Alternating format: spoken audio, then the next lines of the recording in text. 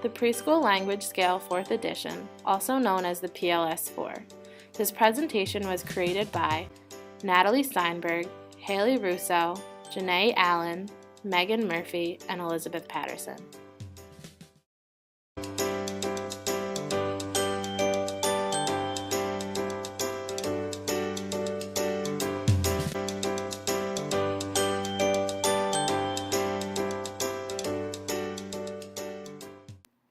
The purpose of the PLS-4 is to identify children ages birth to 6 years 11 months who have a language disorder or delay. The test targets the child's receptive and expressive language skills in a variety of areas.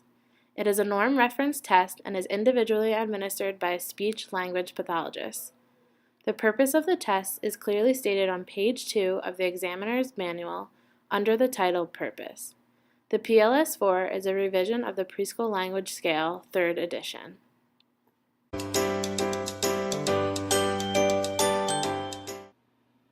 The PLS-4 was standardized with 1,534 children, ranging from 2 days through 6 years 11 months. The norming sample was based on the 2000 United States Census for population. In the standardized sample, 15% of the children were male and 15% were female. There was a fairly equal distribution of children by age. Percentage of the children from demographical locations varied with slight discrimination, with 17.9% from the Northeast and 33.3% from the South. Other distribution factors included the primary caregiver's educational level, languages spoken by the child, and race. In the norming sample, distribution based on races was appropriate in relation to prevalence of those same populations in the United States. In the sample, all races were included, with 63% of Caucasian, 15% African American, 17% Hispanic, and 5% were other.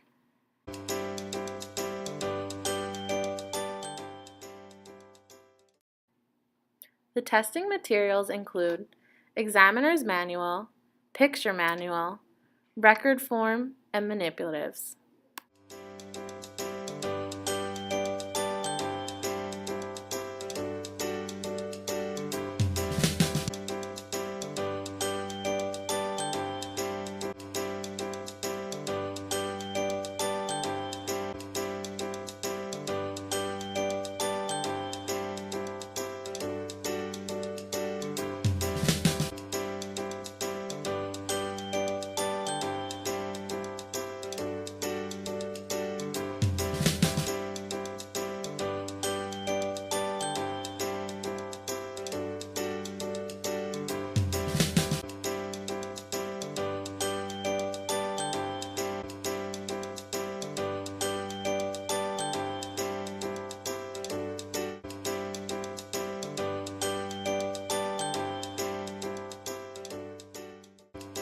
The supplemental materials include the PLS-4 task profile, the articulation screener, and the language sample checklist.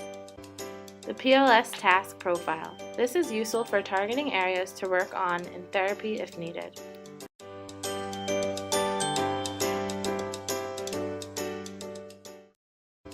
Articulation screener. The articulation screener is for children from 2 years and 6 months to 6 years and 11 months. It provides age-appropriate scores to determine if further testing is needed.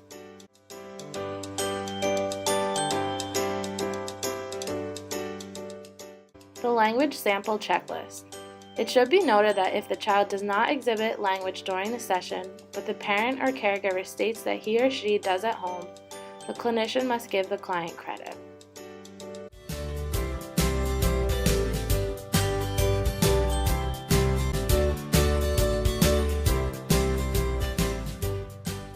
Julia Lawrence is 4 years and 3 months old. She lives at home with her biological mother, father, and 7-year-old sister, Caitlin. She is currently attending a half-day preschool program with her 4-year, 11-month-old cousin. Julia will be entering kindergarten in September. The mother is concerned about Julia succeeding in kindergarten. She expresses that Julia seems underdeveloped in her language skills when compared to her cousin and other peers at preschool. Spoken English is her primary language and way of communication. There were no complications during Julia's birth. There is no family history of speech or language issues. Caitlin has not been referred to speech therapy by her school, and parents do not express concern with Caitlin's language development. Julia has a mean length utterance of 2.0 and relies mostly on gestures to communicate. She is quiet but alert. Julia can follow simple 3-step directions. She has more difficulty speaking in presence of her sister. After a call was made to Julia's preschool, it was revealed that Julia was quiet and primarily only played with her cousin, who was a very energetic and animated child. Julia will verbally respond to questions and play after multiple prompts. She performs best when alone with her therapist. She speaks softly and only when asked to directly. Her mother was concerned that Julia was communicating at a slow rate. She stated that she would repeatedly have to ask Julia questions to get an answer, and that Julia would learn new words and later not be able to remember them. Julia's mother took her for a complete audiological evaluation, and results revealed normal hearing. Referral to a speech-language pathologist was made by the audiologist.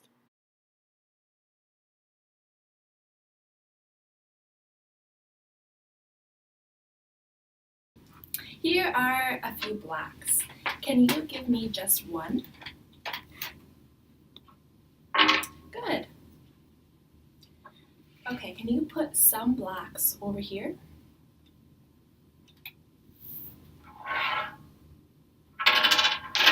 Good. Okay, so I'll put these blocks over here. Can you put the rest of the blocks over here? Good job.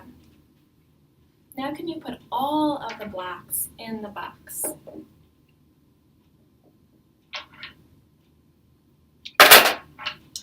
Good job. Okay, so now we're going to look at some pictures and I'm going to ask you some questions. Look at these children. They are wearing shoes. Can you show me his shoes? Good. Now can you show me her shoes? Good job. Okay, now look at these two children. Show me her hat. Good job. Now show me his hat. Good. Okay, now look at these children. Can you show me her jacket?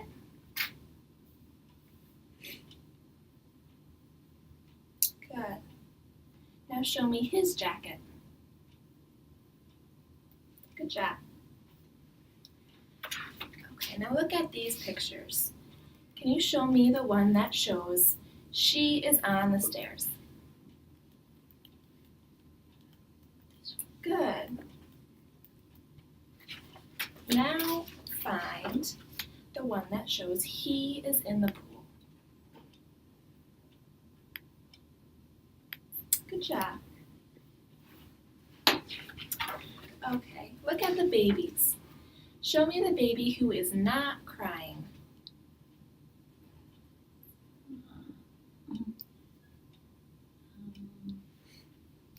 Good job. Okay, now look at the chickens and the nests. Can you show me the nest with no eggs?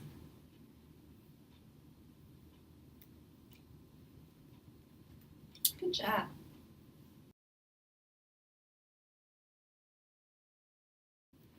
Okay, so now I'm going to ask you to tell me about your pets.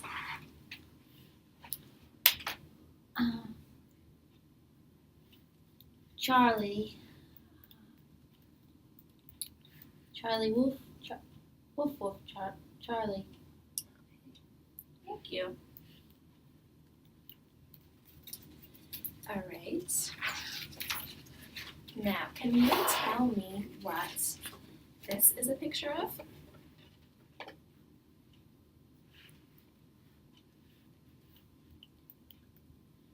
A teddy. Good. Can you tell me what these are?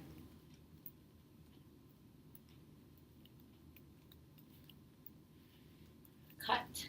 Okay. Can you tell me what these are?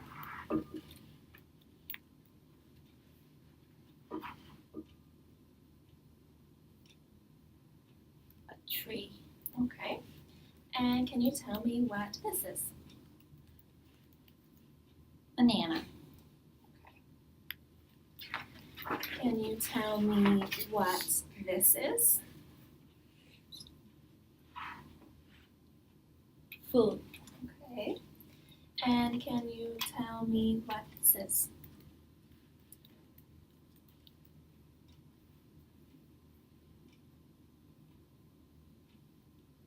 Okay.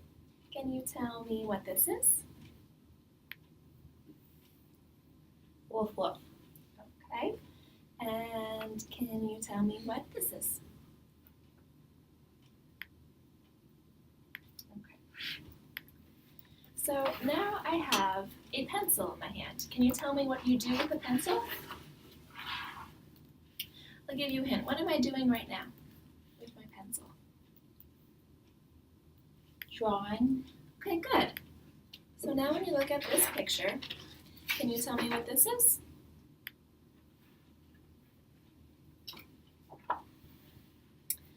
Okay, can you tell me what this is?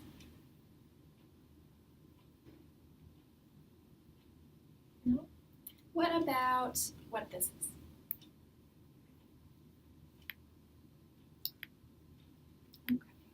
Okay.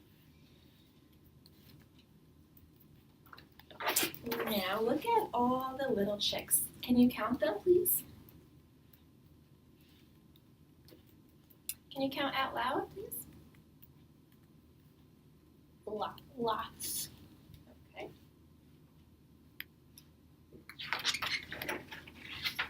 Now this is the boy's cat.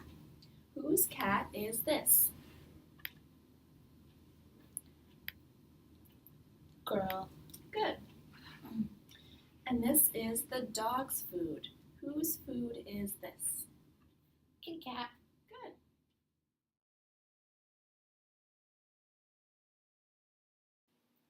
What is the setup of the score sheet? The score sheet must be filled out with the child's name, address, age and gender, the name of the school they attend, the name of their teacher, and the name of the examiner. The examiner must fill out the date of administration, the birth date of the child, and the child's chronological age. The raw score calculation is broken up into 3 parts: auditory comprehension, expressive communication, and total language score. The norm reference scores are broken up into the standard score confidence band, the percentile rank. The percentile ranks for standard score confidence band values and age equivalents.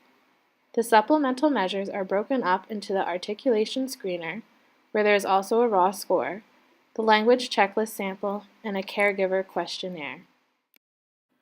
Finally, there is a chart to record the auditory comprehension score, the expressive communication score, and the total score. On the chart, there is a column with standard score listed. The standard scores are listed in increments of 5. From the bottom going up, they range from 50 to 150. Standard deviations are also listed this way. They range from 3 standard deviations below the mean to 3 standard deviations above the mean.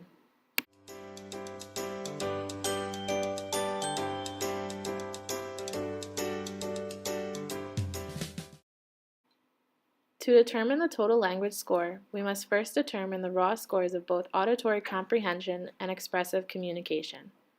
In order to get the auditory comprehension raw score, we take the score of the last auditory comprehension task administered and subtract the number of zeros the child received. The number calculated is the auditory comprehension raw score. Next, we take the scores of the last expressive communication task that was administered and subtract the number of zero scores. This number will give us the expressive communication raw score.